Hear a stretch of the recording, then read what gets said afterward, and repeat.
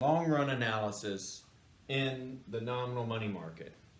Macroeconomics often draws a distinction between short run and long run effects.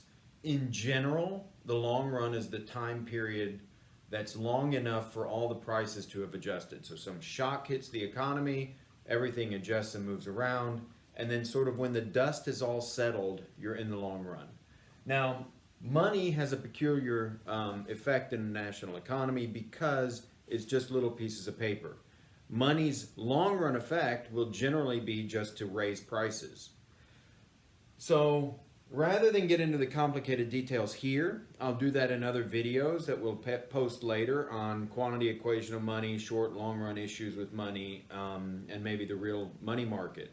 For now, let's be simple and assume that in the long run, the change in money will just feed into a change in the price level.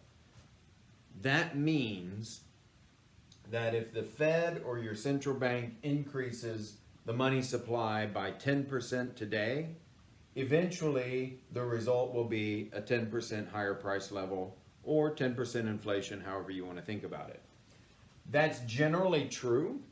With a little bit of deviation from that, it's true. So it's a good way to just handle things for now in a simple way. So in the short run, we already saw the effects of money supply. So our analysis steps get modified just a little bit. So the first step is still to draw and label your diagram. But your second is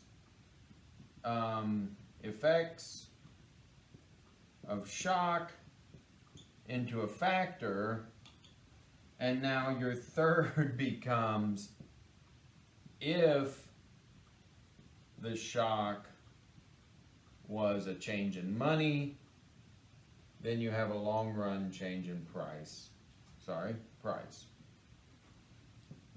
If not, then no. So I'll give you an example of what that means. Let's consider the same shocks we had earlier. And shock 1, example 1, was a boom. That is an increase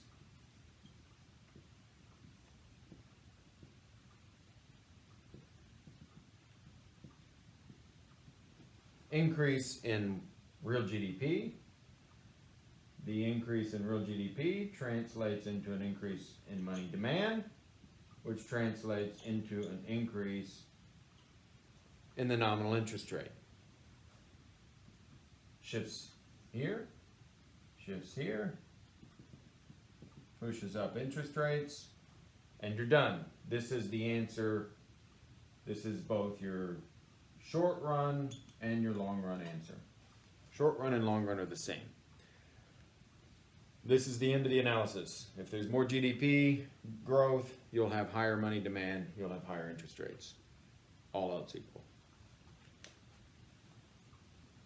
If, on the other hand, we consider our second experiment,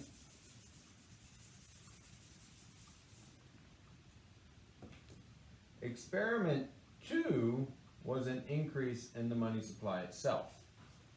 So in the last example, we were here. Short run equals long run. With this, there will be an effect on the price level eventually, and so the short run and the long run will be slightly different. Let me show you what that looks like.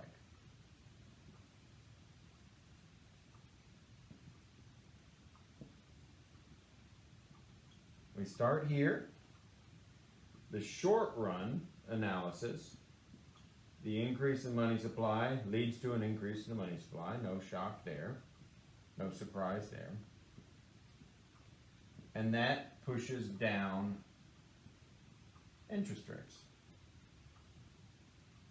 That's all the short run analysis.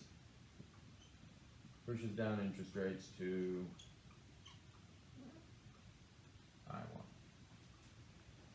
Because we increase the money supply, we know that in the long run, it will translate into higher price level.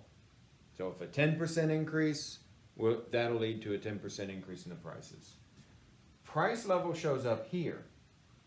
So the long run effect is that the increase in money supply increased price level, and that increased money demand. It turns out it will increase all the way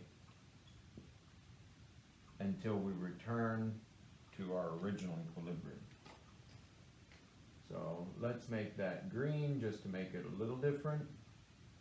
So that pushes interest rates back up. So it pushes interest rates back up to their original position.